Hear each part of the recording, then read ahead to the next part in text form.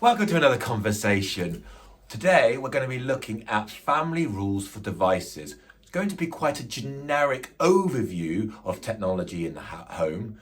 In future weeks we'll look at specific platforms or devices or gaming, but today we wanted to have a conversation about those rules that you put in place in the house.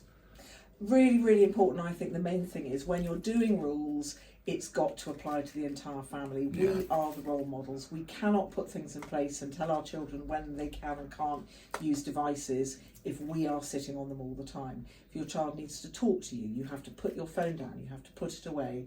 So these rules have to apply to everybody in the family, I think, for them to work. I know I've got a story about that. Like yesterday I was reading with my daughters and my phone was just on the side of the armchair, and the drive to pick it up was so strong, so I had to go and put it on the other side of the room so that I wasn't tempted.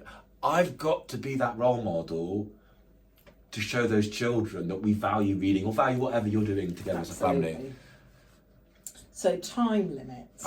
Yes, time limits. I think this is really important. It's really easy when you've got lots of stuff in your daily business, sort of the cooking, the cleaning, whizzing around, that time slips. I think you've got to be very clear with how long the children are allowed to play on their devices or be on their phones. Once they've done their homework, you can have an hour, or you can play up until tea, and then after tea they go away, because it's really important for sleep and other things like that, that they don't have those devices just before going to bed. Now, making sure it's suitable. So, is it the right time of the evening?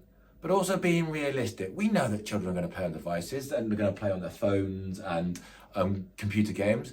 They're wonderful things and wonderful opportunities. We don't want them overtaking family life.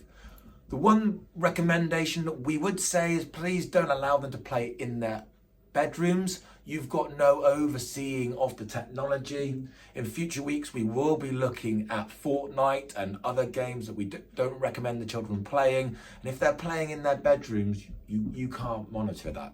So, how do we set the ground rules? So I think first things first, make sure that you're finding solutions as a family. Sit down together and say, I think all our technology use has gone a little bit out of hand. And then ask the children, don't just give them rules, ask the children what they think would be fair, what they think would be right. Sometimes it works quite well to say, if you had children, if you were the grown-ups and you had little children, what would you want them to be doing? How long would you want them to have? Because it's quite a good change of perspective for them and can have quite positive outcomes. I think the other thing is thinking very much about where technology is and isn't allowed in the house. Obviously, as James has said, it's really important, I think, not to have it in the bedroom because that impacts massively on sleep and we don't know what they're watching. But I think the other one for me, the really, really big one, would be never, ever where you're sitting having your supper. So we all sit together and eat and the phones have to go on the side because it is too irresistible. And I've seen it happen in my house so many times where you're having a conversation and you want to prove something or whatever. I'll just quickly, and you pick the phone up without thinking. And if you're doing that, your children will think that that's acceptable as well. So have a basket on the side, and as everyone goes sits down, everybody's phone goes in the basket. But I love that way that you're saying about making it shared ownership, because that way the children can feed back to you and you can feed back to the children. It's the same accountability. And I had a story that I was sharing with Belinda just before. I was ill just before Christmas, so I was led on the sofa, not very well, scrolling through reels of videos. And my daughter actually came up to me and said, Dad, I'm a little bit worried about you. You're spending too much time on your phone. And so I had to break that habit. I had to stop the habit. So it actually took me deleting that app to stop that habit. Because now that I can't access it easy, I'm not scrolling through them. And the benefits are huge. I'm learning more French. I'm getting out for more runs. And having those shared rules that you're talking about, Millie was able to actually let me know that, Dad, you want it a little bit too much. And that's really interesting that she noticed that was the thing that she noticed. Yeah. I find I've been thinking lately, I don't seem to be getting nearly as much reading done as I used to. And then I was trying to think, why is that? And I've just thought about it whilst we've been discussing doing this particular video. And I go into bed and I sit and have a quick flick. I reply to the last few texts and things, but then I'm just doom scrolling, and it's far, far, far too easy. So it's much, much better to be able to say, do you know what? All the phones are on the side in the kitchen, and it's healthier for everybody. And then I think this is our last point today. It's about where you charge your phone. So removing that, by having your phone charged on the other side of the room or even in the kitchen, you're not then tempted to pick it up with that blue screen affecting the sleep.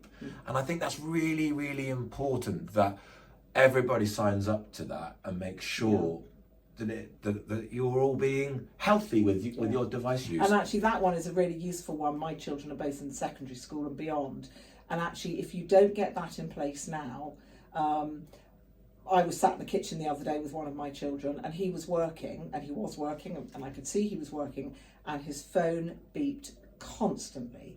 And you can see, you know, your head goes up, you have a quick look, and even if he wasn't responding to it, that is not helping his revision in any way at all. So I think it is something that it's really important to get used to them not having it with them. Yes, there are times they'll have to have it for homework, but there are ways of managing that as well. And I think for everybody in the family, for the health of the family and the individuals, it's just really, really sensible to put good controls in place that everybody adheres to. Yeah, so to finish, small habits leads to big change.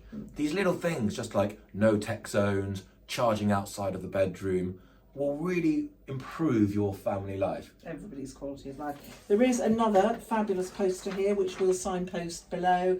This is Creating Family Rules for Using Devices. Very sensible, well worth a look. Thanks very much. Bye.